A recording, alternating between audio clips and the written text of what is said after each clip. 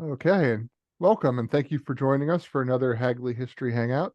I'm Ben Spohn, oral historian at the Center for the History of Business, Technology, and Society at the Hagley Museum and Library in beautiful Wilmington, Delaware. During these history hangouts, we like to introduce people who've done some fascinating research using the historical collections at Hagley, or whose research otherwise hits close to home for folks in the Hagley's intellectual extended universe.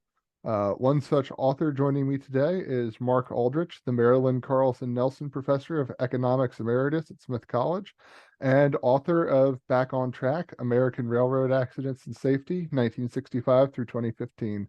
And that particular book will be the subject of today's interview. So, Mark, thank you very much for uh, joining me today. Well, I'm glad to do so. Nice to be here.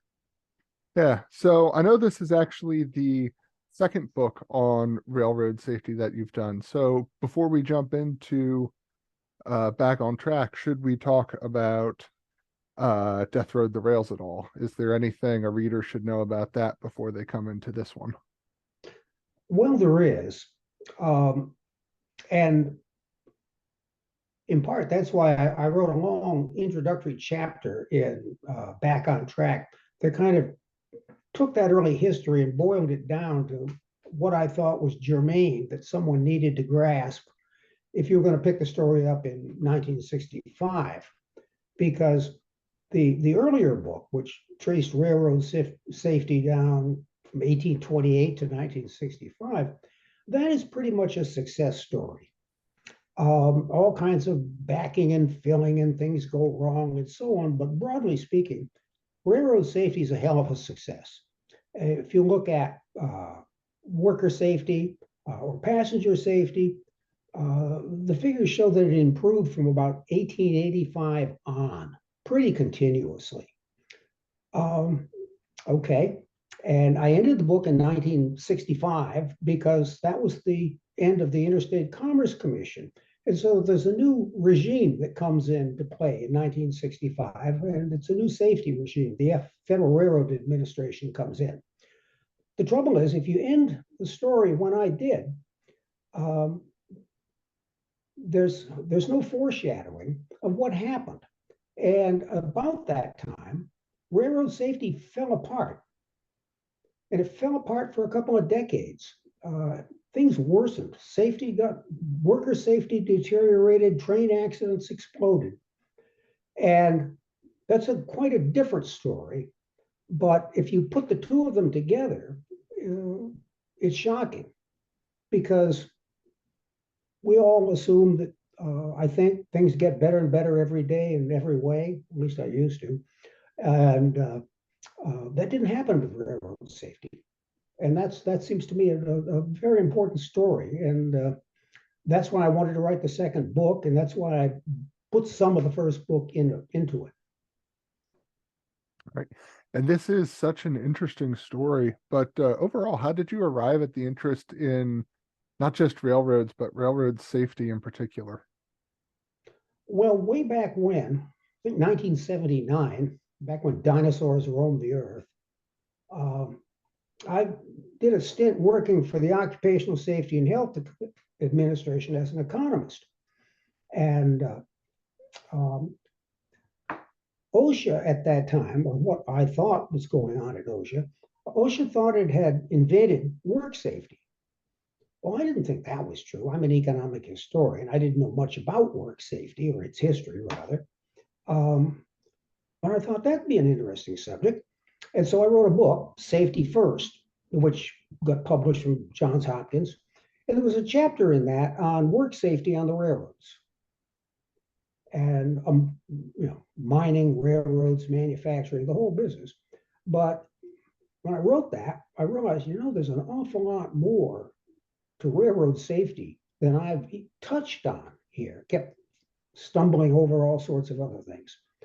And so when I finished that, I thought seems like a very interesting and much broader topic that I could explore. And so I went after railroad safety. And that's how you arrived at that in particular.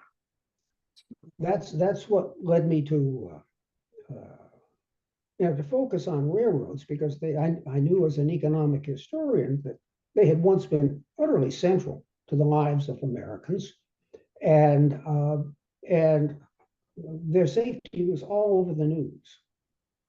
And I thought this is a good book topic, and looked around and seemed like anybody had written much on it. So I thought, well, okay, give it a shot, and I did.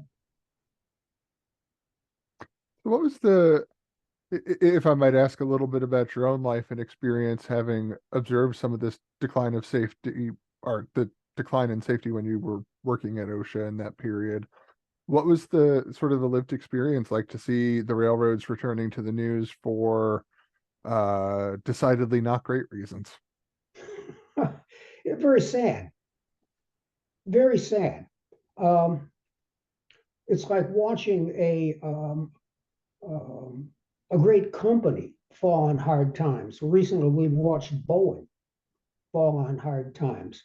When I was a boy growing up, Sears and Roebuck was the company that you went to for tools. Women shopped there for clothing. It was a part of your life. And Sears and Roebuck went to smash for various reasons and so on. So it's disheartening when you read that, and to watch the railroads become threadbare as they did. And by the 1960s, uh, they were falling apart, and that had consequences for safety, of course. So I think a lot of the folks who will be viewing this might be familiar with the mimetic videos out there of the Penn Central boxcar derailing, standing still.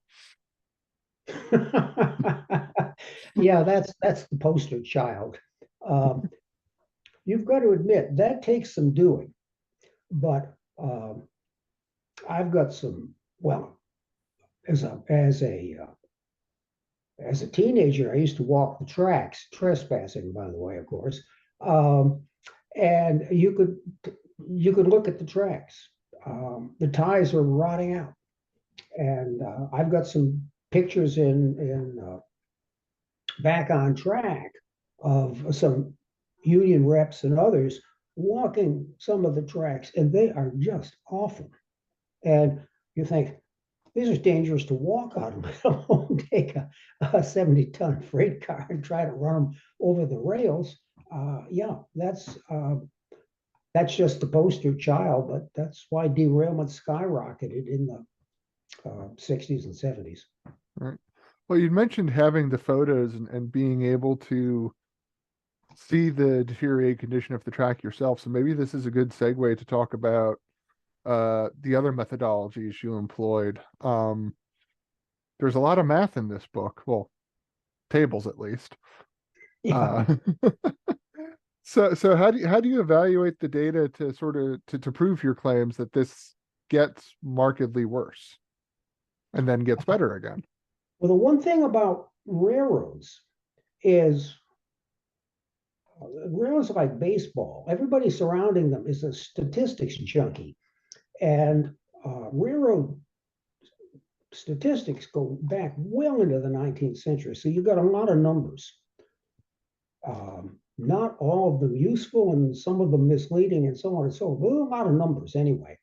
And one of the things you can do is you've got a pretty good idea from those numbers of what's actually happening to railroad safety. Now, I talk in detail that the numbers can be fudged, and you look at that, and I go into some of that in excruciating detail. But they're still there, and they have, and if you're careful with them, you can tease out what's going on, and it's pretty clear, as I said, that worker safety improves for a long period of time, and so that's just the numbers.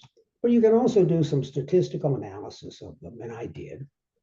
Why does it improve? What causes it? What doesn't seem to, and so on and so forth. So there's, for people who like numbers, it's a pretty good topic. But more broadly, you can't talk about safety without numbers. It's just vacuous. You have to put numbers. What do you mean by dangerous? And so on and so forth. So that's a hunk of what you do in a book like that. If that's all you do in a book like that, it's got to be right up there as a candidate for the world's dullest book. And I try to avoid that if I can. And so there's a lot more standard historical analysis in a book like that. What any historian would do if they were writing on railroad safety, whether they've got training in economics or statistics or anything else. There's just a lot of that because you need to breathe life into those numbers. Talking about worker fatality rates is bloodless. Talking about what men and women experience when they go out and try to work on track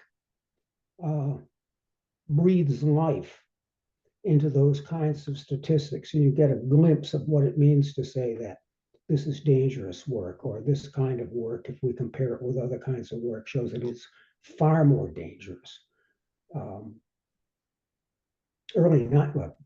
Late 19th century, railroad work is up with mining is the most dangerous occupation there probably was. And I don't remember the numbers now, but by modern standards, you'd faint. There's nothing that I'm aware of that is even remotely as dangerous as was routinely experienced by track workers, say.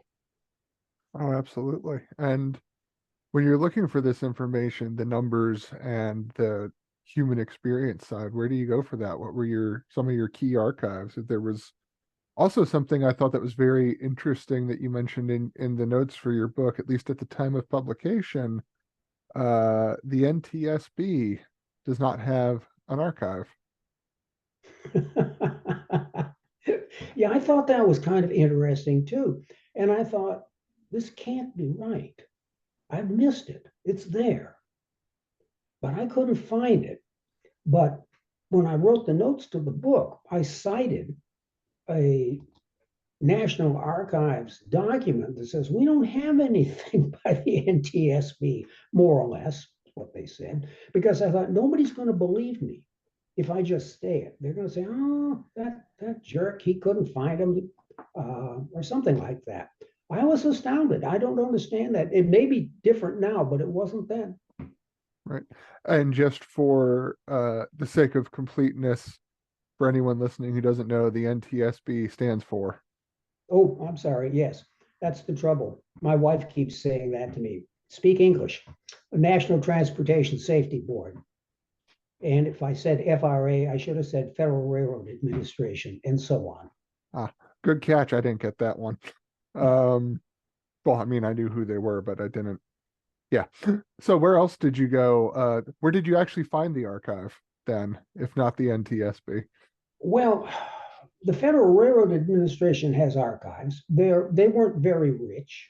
Um, if you go back to Death Rode the Rails, the first book I wrote, the archive that was far and away the most valuable, as I suspect you may know, is the Hagley Museum's Pennsylvania Railroad Collection, which is got to be one of the best business archives in the country, in every sense of the word. It is very rich and very well, what's the word? Curated, I guess is the word. Taken care of, whatever the word is. Anyway, the curators there have organized it well. You can find things, and it is just very, very well done. And there's nothing that is comparable to it that I'm aware of other than NC Archives. I didn't use much in the way of modern corporate archives on this because they're typically not available. I used a little bit of oral history, and I used some of the other archives of the Department of Transportation archives. I used a bit, but they weren't terribly useful. So most of the sources that you get your information from on this are the Federal Railroad Administration, not their archives, but their website or their publications that are in libraries, and the National Transportation Safety Board. and all the primary work that comes out of the railroad industry, and there still is a lot of that. The technical journals, for example, like Railway Age now is about the last of the technical railroad journals, although some of the railroad societies still publish transactions and things like that. And I use those, and some of that is online, which is a blessing. Some of it's not, and so you go around to various libraries digging it out. I think when I knew you and I were going to do this, I went back and decided maybe I should read the book again. And so I read a little bit of it. And one of the things that I wish I'd done and didn't at that was I wish I had tried to interview Jolene Molitoris, who was Federal Railroad Administration head back in the 90s, and a very important person, and helped push railroad safety in a less confrontational direction. And that's been an important change, I think, that she wasn't the first person to do that, but she was very good at it. And when she left, Railway Age sang her praises, how effective she had been. And I should have tried to talk to her, and I didn't. And I think that was a mistake I made. Well, for what it's worth, she is on the list of people I would very much like to interview as it relates to my own work that I've been doing. Yeah, she's as I say, I as a historian, I'm not used to doing oral history because most of what I write on, people have left the scene, and so I'm kind of a novice at that, and I didn't fully focus on my opportunities. But my father used to, yeah, go ahead. I was gonna say, well, can we talk about the oral history component a little bit more? Because it's not very often I have a chance to sit down to do one of these interviews and talk to someone who's done any. Well, I'm probably the least skilled oral historian you're ever going to meet. I use some of it because some of it's available as people have gone out and interviewed railroad workers about what they did, what their life was like, and that's invaluable. There's not much of it, and I cite what I found anyway, what little there was. These are men who've been track workers, say, in the 1940s and 50s, and later, and so they would have gone through exactly the period that I was talking about, where the railroads are threadbare and safety deteriorates. And this is followed by, once things start to get better, there is a lot more heavy equipment coming on to track work. It gets mechanized much more rapidly than it had been earlier. And for a long time, the railroads were a day late and a dollar short on trying to deal with the safety of these new machines. So the track workers, they went through a lot of risks at a very dangerous time. And so being able to listen to somebody say what he did and what it was like is worth something. And I did a tiny little bit myself. I kind of fell over an archive in Indiana State Museum, which had some material on what I took to be a very important train accident. It was Dunreath, and that was, good Lord, when was that? Can't remember now. Probably the 1970s, maybe late 60s. And it was a hazmat accident, and a big one. And it kind of symbolized what had happened to the railroads. And I was fortunate enough to be able to get in touch with 3 policemen who had arrived at the scene just as the Penn Central had dumped a load of hazardous materials all over town, and talked with them about what happened and what it was like, and one of them said that, as I remember, I haven't checked on this, so I don't think I'm making it up though. That he'd been directing traffic, and of course, trying to keep people away from these things. But there's always rubberneckers who want to get close, and one of the cars exploded. And he said right after that, he didn't have anywhere near as much trouble keeping the bystanders away, which I can understand. That was the kind of accident for which I think it was the National Transportation Safety Board, coined the acronym BLEVE, BLEVE, all in capital, which is boiling liquid expanding vapor explosion.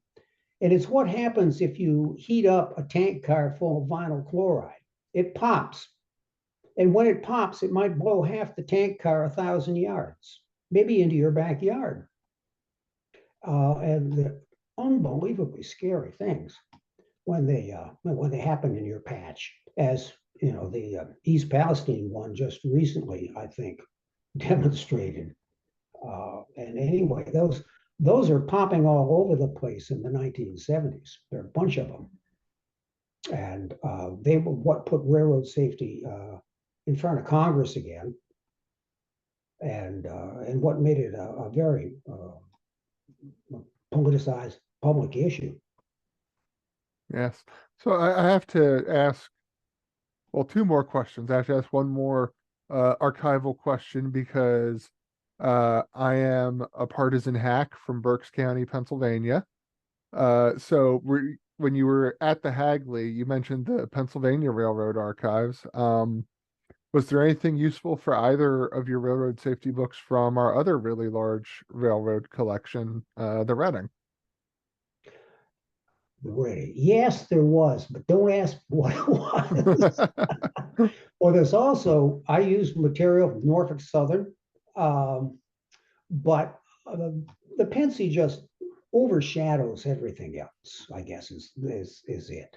But yes, but I couldn't tell you what it was. I remember using the Reading material, and I used Norfolk Southern material, and I've also been to Hagley for other purposes,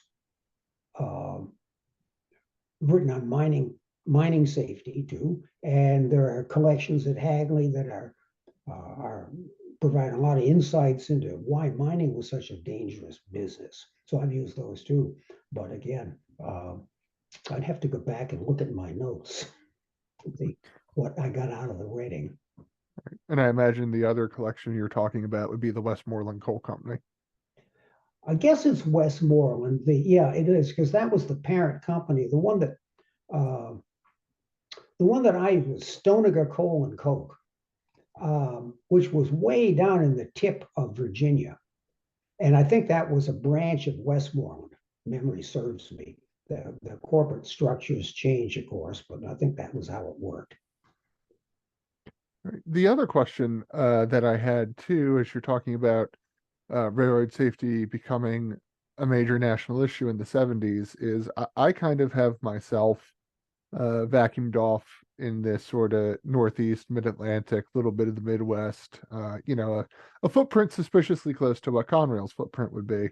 So is it worse, more of an issue in any particular region of the United States, or is this truly a national concern? I think it's national. Because what I think really touched off concerns for these hazardous material derailments more than anything else, and because especially at that time, most of the chemical plants are, let's say, from Texas East. You're going to, and most of the use of those things is, say, east of the Mississippi. You're going to find most of the hazmat wrecks there. Not all of them, but most of them. And so Mississippi, Illinois, and so on and so forth. A lot of people there, but you find other kinds of problems arising everywhere. California, because of uh, what am I trying to say? Grade crossing problems. A lot of cars, a lot of trains, a lot of grade crossings, and grade crossing accidents are a problem out there. But what made this a political issue? I think you're right. It's mostly Midwestern and Southern and Eastern. So does this go into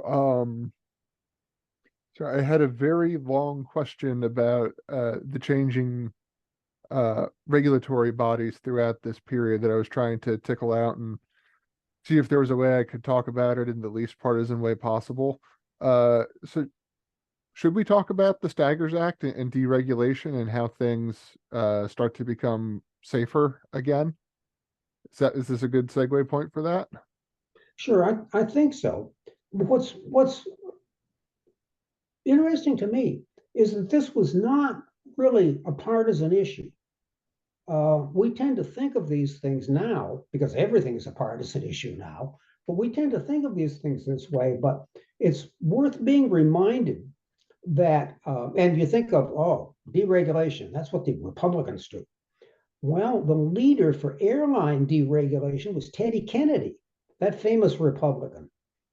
I used to tell my students about the environment, and I'd say, well, you know, it's mostly Democrats that favor the environment, and that would be that famous Democrat Richard Nixon, who put together the EPA, and the students would look at you, say these were not as partisan as you might think. And Staggers is a Democrat, Mhm. and deregulation of railroads. The railroads were in such a mess; it was pretty hard not to favor that. There were basically two choices. You could have nationalized the railroads or deregulated and take your pick. That's it. And at that time, neither Democrats nor Republicans wanted anything to do with nationalization, although they kind of gutted a little bit with Conrail. But they certainly didn't want to run the railroads, and they got out of Conrail as soon as they could too. And so it was that or nothing, I think. And uh, it took a while. You know, the first efforts to deregulate are about 1975, 76, and then Staggers comes on about 1980. So it took them a while. And they gradually dawned on them that um, just having the Federal Railroad Administration, a new cop on the beat there for safety, that wasn't going to do it. The railroads weren't dangerous because they wanted to be, and something that the Federal Railroad Administration could police. They were dangerous because they didn't have any money. And so Staggers comes on, and what I argued in the book was that was at least as important as the transforming safety regulation from an ICC, Interstate Commerce Commission, excuse me, Interstate Commerce Commission to the Federal Railroad Administration. Right. And once again, building off what you said earlier, the Staggers Act, Harley Staggers, a Democrat, signed by fellow Republican Jimmy Carter. Yeah, yeah, yeah. Yeah. And when I was working at OSHA, I worked the last year of the Carter administration and the first year of the Reagan administration. And people would say to me, boy, that must be a big change. And I said, no, there's actually been almost no change at all. Uh, Jimmy Carter was skeptical of regulations, and as demonstrated by his willingness to sign that act, and Reagan was. So there was more overlap than you would have suspected if you just looked at the labels of those two men. Yes. And of course, once again, just to clarify for any listeners who might not remember, Carter was a Democrat. I know I'd made a joke calling him a Republican just now. No, he's a lifelong Dem.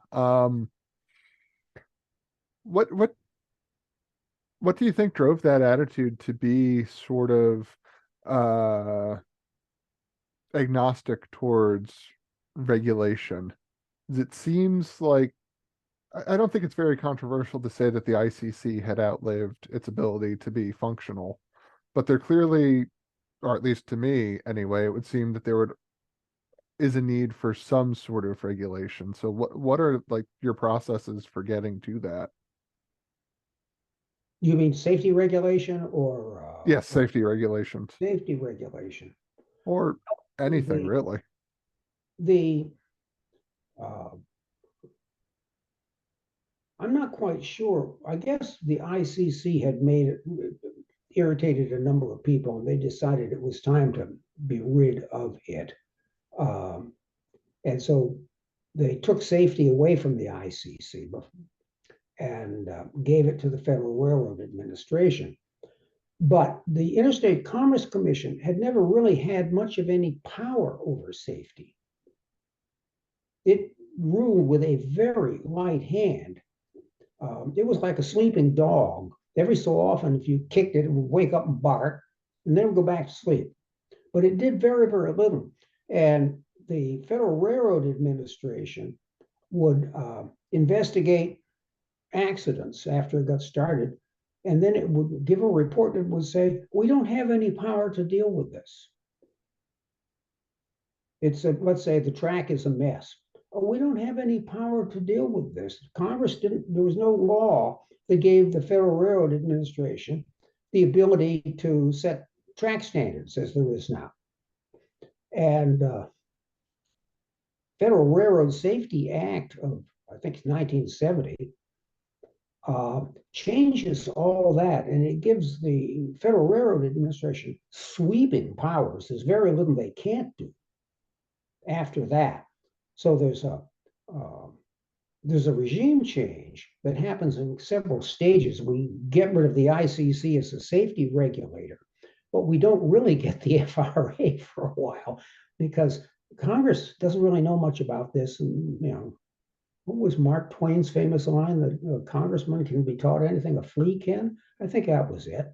And they don't have a attention span for this. They're doing other things and so on. So it doesn't finally make the change until about 1970. And then the Federal Railroad Administration is thoroughly in command of safety.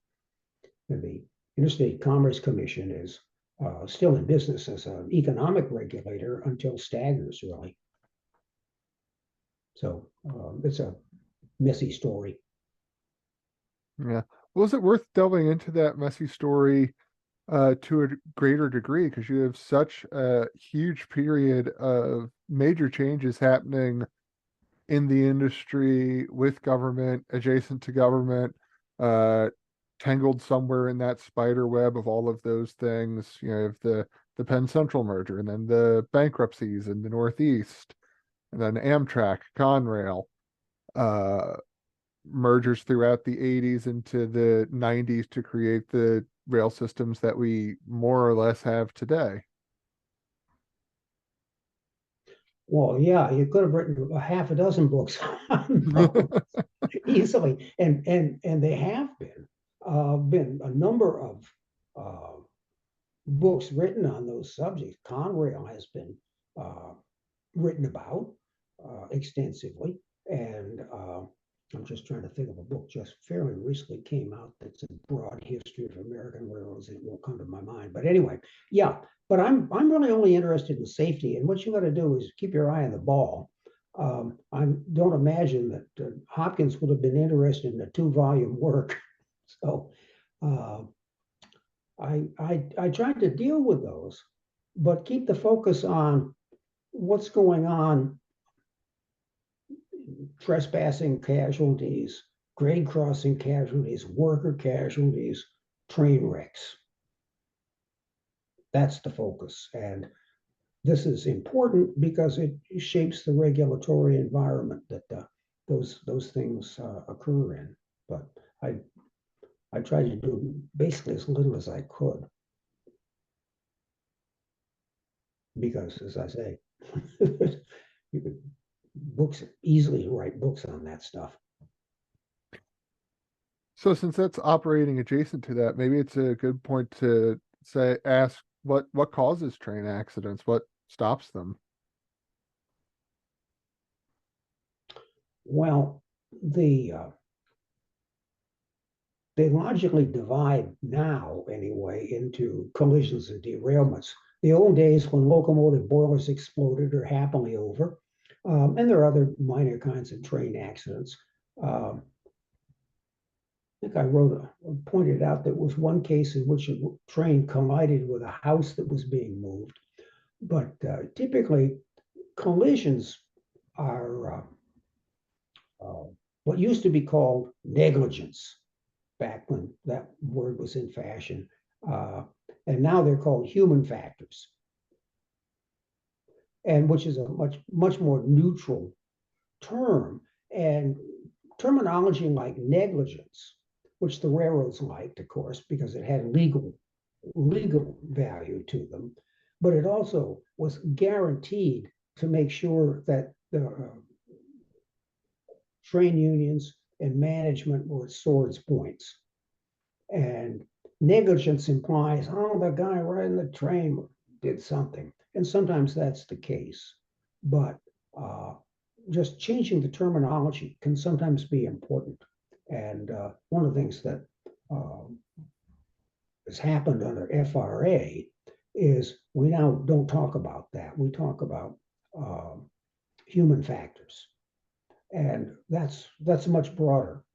But that's what typically show up in, I don't know, 70% of collisions is likely to be. And it may involve, for example, fatigue. One of the things that comes, I think in the 80s and 90s, the Federal Railroad Administration and the railroads start to become much more interested in these sorts of explanations for train accidents. That maybe it isn't just the engineer was negligent. Maybe it's because he'd been on duty until his eyes glazed over. And if you went back, I don't know what the rules are now for how long, say, an engine driver can be on duty. But if you went back to the 80s, 90s, and you compared how long an airline pilot could be on duty and how long the engine driver of a passenger train could be on duty, the latter is about 3 or 4 times as long as an airline pilot. And so fatigue's a problem.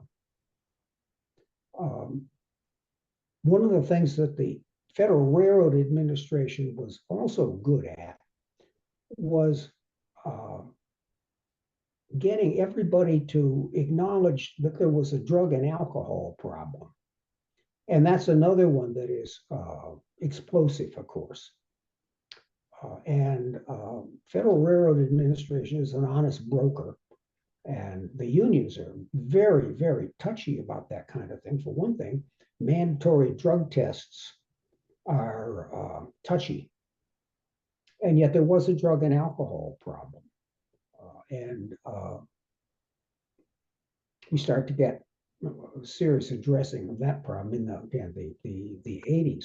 So collisions typically reflect some kind of human failing. Not always. Sometimes technology fails, but that's usually the case with collisions. Derailments are mostly technology, but again, you can't quite separate them because human beings are the source of that technology and can use it wisely or poorly, and so on and so forth. So the typical derailment in say the 70s when they were rampant is bad track. The ties were rotting, the rails were ancient, and it was bad track that was doing it. This gets compounded by equipment problems also. And you find the same thing, a bad wheel, because it hasn't been properly inspected. Or it was, they were not using the right kind of steel or something like that. And so something breaks. And what happened if I read the National Transportation Safety Board materials correctly, what happened at East Palestine was a bad wheel bearing, and the wayside detectors didn't catch it in time, and which raises questions about how valuable the wayside detectors are. Should they be placed more closely? So even though you can say, well, this is a technology problem, it's also a matter of human choice and how you space those things, how you calibrate them. Those things are apparently not calibrated properly. But that's typically why you get train accidents. And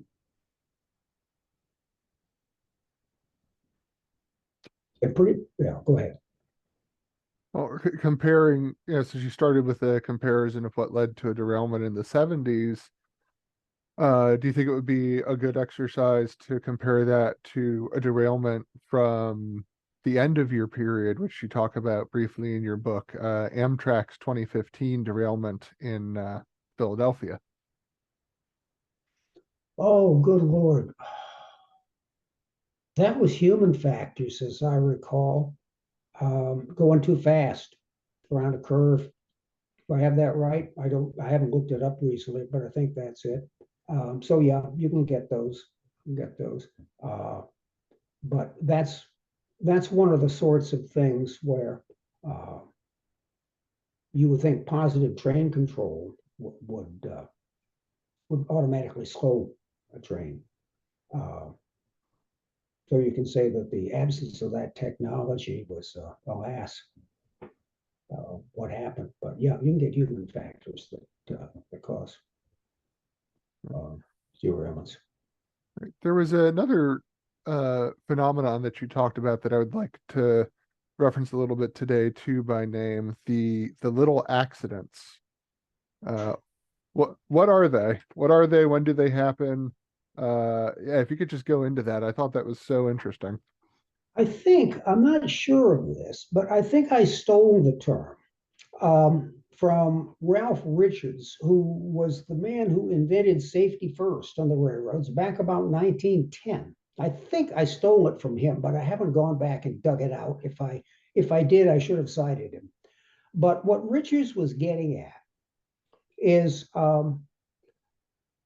some kinds of things are a lot scarier than other kinds of things. And train accidents have the characteristics the modern psychologists who've talked about risk perception and so on go into this. Train accidents are scary, especially when they blow up. And they get a lot of headlines. So East Palestine is a nightly news for 2 weeks. Nobody died. Somebody gets hit at a grade crossing, his obit might make 2 lines in the paper. Now it wouldn't have made probably anything in the paper 100 years ago. And what I was trying to get at, and what I think Richards was getting at, is train accidents are very dramatic. They're like airline crashes. But in terms of the numbers of people who are injured or killed, they aren't the problem and never have been. It's the little accidents that are like snipers picking off people one at a time. Those are where the casualties are. So for a long time, you would get as many passengers killed in stations as you ever did in train accidents. You got trespassers until the automobile got rid of a lot of trespassing, turned it into grade crossing accidents. You got trespassers killed by the thousands, one at a time, two at a time, and they never made the papers, and so on. Those are little accidents. They're tragedies. They're individual tragedies. Of course, there's no such thing as a little accident if it happens to me, but that's different. And that's what I was getting at. That these kinds of dangers that are below the radar are collectively very important. and they accounted for far more of the railroad casualties than the sorts of things that make the headlines and that we think about. So we probably overestimate the dangers of, say, railroad accidents and underestimate the dangers of these little kinds of things happening. And that's what I was getting at there. And I think that's what Ralph Richards was getting at, because he was trying to focus the corporate management of the company on work accidents. And workers weren't typically killed in train accidents. And you can see that sort of thing. We spend a lot more time worrying about an airplane crash than we typically do automobile fatalities. Collectively, automobiles are much more likely to knock you off. As they say, you're more dangerous. You're in more danger driving to the airport than you are on the plane. Even if the door falls off, not to make it too current. That's what we call an incentive to wake up Boeing, I would think. You look at air travel is just amazing. And the planes will survive a lot. I mean, all sorts of stories of engine blowing out, but they land and so on and so forth. Air travel is very, very safe. But when one comes down, 270 people are killed like that. And that's big news. 270 automobile accidents don't make the paper. Right. So it seems that like the real issue that you're trying to deal with here and talking about these little accidents is saying that, it's the incidents that become part of the background noise of whatever it is you're talking about, or where the real casualty rate is. Yeah, Is that fair?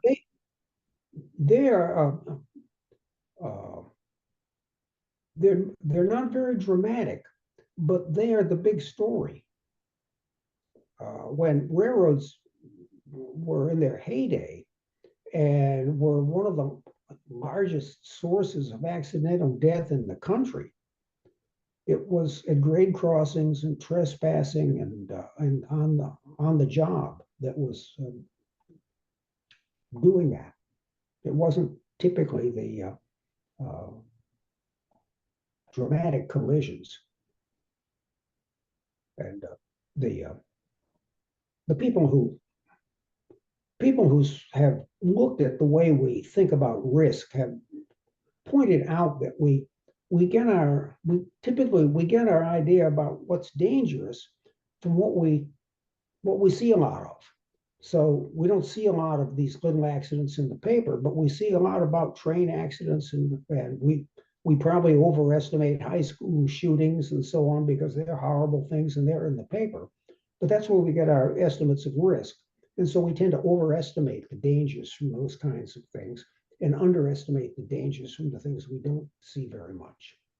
And I always thought that was an interesting point, that most of us don't run out and look at the statistics. We form our judgments based on what we see. Right. And you do a good job of calling attention to that in the book. Are there any other stories, big little stories, little big stories, big stories, that you'd wanted to possibly include in the book that you didn't or weren't able to? Otherwise, human interest stuff that you had to leave on the cutting room floor, so to speak. No, not very much. I tried very much to get the human interest stuff in there. When you write a book with as many appendices and equations and so on, you try to make sure that if there's anything that has human interest to it, you get it in. For one thing, the editor would like that. And for another thing, I hope that people will read the book and not find it duller than ditch water. And so you want the human interest stuff in there. And I one of the reasons I use the oral history collections and so on and so forth was to try to do that, to breathe life into these stories. So if I found it and it's got any human interest, it's in there. And I think that shines through, and I really appreciate that you used oral history to do that. Uh, I think I said as much when I emailed you asking if you'd be willing to sit down for this interview. This has been key background research for an oral history project. So comes full circle. Okay. Um, so since we've been talking about this book for nearly an hour now, and hopefully we'll have incentivized anybody who's interested by now to go out and get it, or at least seriously consider opening up the Amazon page. What's what sort of conclusions would you like people to come away with from your work? I think the what I tried to say in when I wrote a conclusion to that book, you sit down when you write a conclusion and say, so what? Okay, that is what exactly is worth thinking about here. And when I began, when we were talking with railroad safety, and I would say probably airline safety and most of these other things, they are contingent. They're not a birthright. One of the things that comes out when you look at an accident like East Palestine is just how many things had to go wrong for that to happen.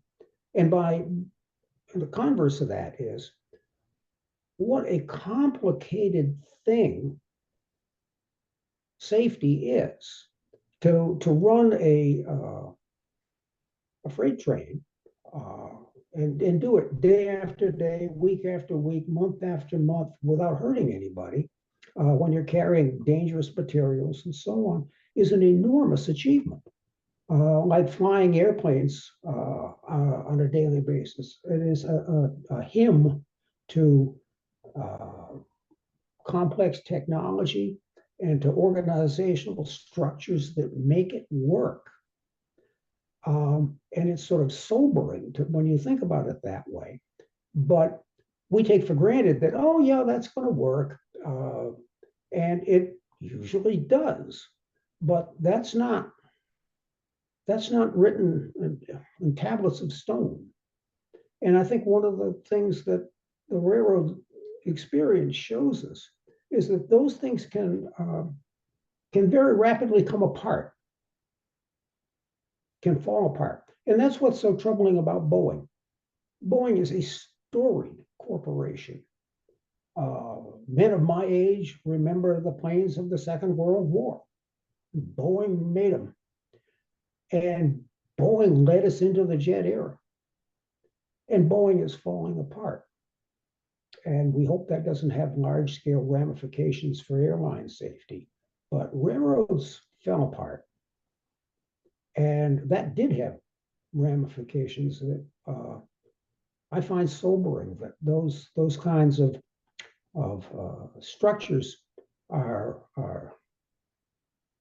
complex, and they're not inevitable, and we take them for granted, and we should not. I think that's a great message to take away from it.